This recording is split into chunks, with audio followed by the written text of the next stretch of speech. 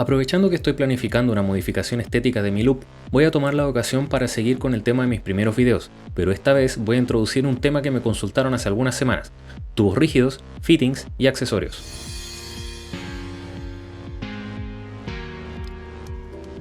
La idea de la modificación viene desde un principio cuando hice el cambio de tubo blando a tubo rígido, ya que lo hice un poco a la rápida y una parte no quedó como me gustaría, específicamente esta parte del loop, ya que el montaje de ese tubo no quedó bien alineado, falló un poco con el largo y el ángulo y además tuve que improvisar en el punto de unión superior, lo cual con el arreglo no genera problemas, pero es un detalle que sé que está ahí. Para desarrollar esta idea necesito tomar unas medidas, razón por la cual vacié el loop para poder remover la bomba, así que vamos al tema. Ahora, ¿uso tubo blando o tubo rígido? En general no existen diferencias notables en cuanto al rendimiento de la refrigeración, por lo que en general se define la diferencia entre usar el tubo blando y el tubo rígido por un tema estético. Según votación popular, es mucho más estético el tubo rígido. En mi opinión esto no es necesariamente así, ya que depende mucho del gusto personal y la estética que se le quiera dar al PC como conjunto. Pero habiendo tenido sistemas de los dos tipos, primero con tubo blando que fue modificado varias veces, y el sistema actual con tubo rígido que ha sido modificado un par de veces también, considero que es más fácil hacer un loop bonito o agradable a la vista con tubo rígido que con su equivalente en tubo blando. Y esto se da básicamente por cómo se diseña el recorrido del circuito y los tipos de tubo blando que se pueden usar, lo cual varía bastante el resultado. Como por ejemplo, me gusta mucho cómo se ven los circuitos con tubo blando tipo goma, ya que le da una apariencia bastante industrial a diferencia de los sencillos con tubo blando transparente. En el tubo rígido es más sencillo definir líneas rectas y ángulos, por lo que creo que se puede lograr un mejor resultado más fácil que con tubo blando sin pensar tanto. Aparte de lo anterior, sí considero que hay una diferencia radical entre el tubo blando y el tubo rígido, sobre todo si eres novato. Y eso va en cuanto al diseño y montaje, ya que con el tubo rígido hay que tener más cuidado con los racores para que el tubo quede correctamente instalado y no se presenten fugas, cosa que es sencilla con el tubo blando. Además, es mucho más difícil definir los largos cuando se tienen curvas, y para poder hacer tus propias curvas se requiere de herramientas adicionales, como una pistola de calor o decapador térmico, un cortador, para tubos PETG en este caso, y una silicona que evite que el tubo colapse cuando lo curvamos. Es fundamental, la cual debe tener por diámetro el diámetro interior del tubo que elegimos. Otras cosas que podemos usar es una herramienta para eliminar los bordes o rebabas, también se puede usar papel de lija, pero hay que tener cuidado con el polvillo residual. Finalmente podemos usar moldes de curvas que son bastante útiles, por lo general a 45, 90 y 180 grados, aunque si tienes algo de habilidad también se pueden lograr a mano. De todas formas, ten en cuenta que no es posible hacer curvas muy cerradas, cosa para lo cual es mejor usar directamente ángulos para montar que venden como accesorio. Algo que puede resultar decisivo entre usar tubo blando o tubo rígido es qué tanto manipulas tu PC. Cambiar pasta térmica o remover la gráfica es mucho más complejo con tubo rígido, ya que nos obliga a vaciar el circuito y desarmar piezas, a diferencia de un montaje con tubo blando en el cual cambiar la pasta térmica es solo remover el bloque. Eso sí, siempre y cuando el largo de los tubos y la forma en la que hicieron el montaje lo permita. Respecto a los tipos de tubo rígido tenemos diámetros y materiales distintos. No pasaré por todos, pero sí voy a mencionar los más comunes. Por ejemplo, los tubos 10-14 como en mi caso, 10 mm de diámetro interior y 14 mm de diámetro exterior. También se pueden encontrar como 14 mm de diámetro exterior y 2 mm de espesor, es lo mismo. Y el otro diámetro común es el 16-12, 16 mm de diámetro exterior y 12 mm de diámetro interior, entre otros. Antiguamente los usuarios hardcore calculaban el diámetro óptimo del tubo para el circuito específico, pero en la práctica es casi imperceptible la diferencia de rendimiento según el diámetro del tubo, por lo que diría que la elección es netamente estética. Lo importante es que al escoger el diámetro del tubo seleccionen el racor acorde al diámetro externo del tubo rígido o viceversa.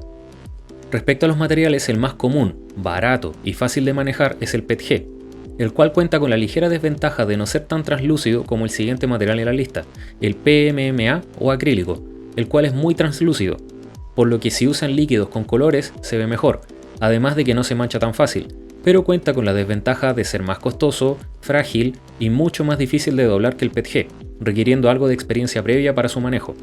Luego hay tubos más raros como los de vidrio de borosilicato, que son mucho más costosos, y los tubos metálicos, que son los menos comunes y que además requieren el uso de herramientas prácticamente de plomería.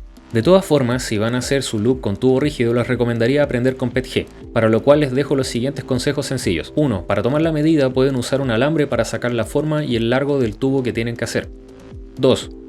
Pongan la silicona mojada al interior del tubo, y si hacen curvas complejas usen agua con jabón para facilitar el proceso de sacar la silicona. Pero recuerden lavar muy bien el tubo antes de montarlo en el circuito para que no contamine.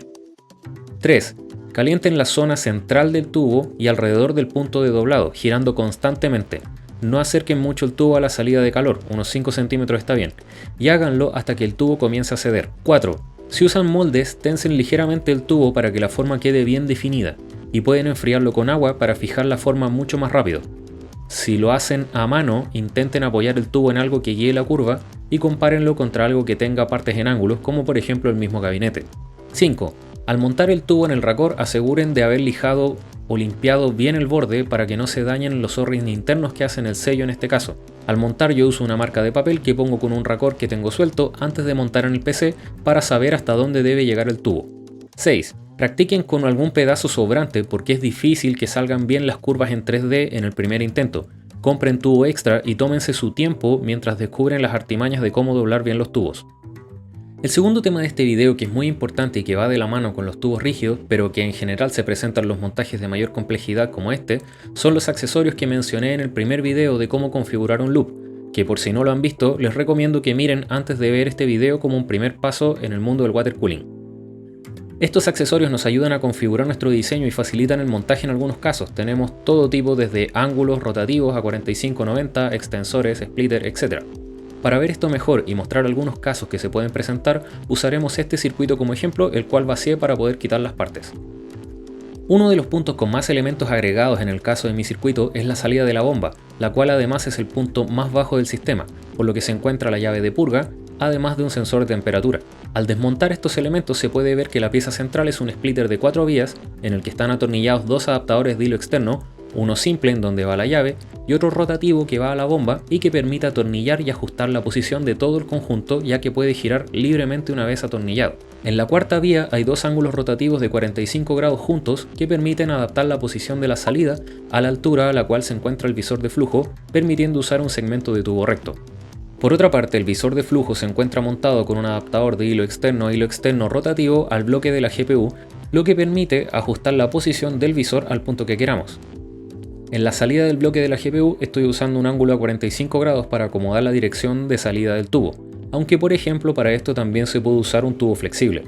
Uno de los accesorios más importantes en este circuito es el ángulo de 90 grados a la salida del radiador, ya que por la posición en la que se encuentra no puedo poner una salida directa usando tubo rígido ni tubo blando, por lo que es fundamental para cambiar la dirección de la salida y poder llegar a la reserva con el tubo. Tengan en cuenta de todas formas que todos estos accesorios tienen un costo, así que no hay que emocionarse agregándolos, cosa que pasa muy frecuentemente, por lo que préstenle atención a la suma total si no quieren pasarse en su presupuesto. Cómo hacer un circuito es muy variable y personal, así que perfectamente pueden hacer un sistema que necesite muy pocos accesorios. Con todo esto ya tienen las nociones básicas para circuitos de tubo rígido y accesorios para que lo tengan en cuenta en sus armados. Y si quieren ver algo más específico, déjenlo abajo en los comentarios o búsquenme en mis redes sociales. Así que suscríbanse y denle like si les gustó el video para apoyar el canal sin costo alguno. ¡Nos vemos!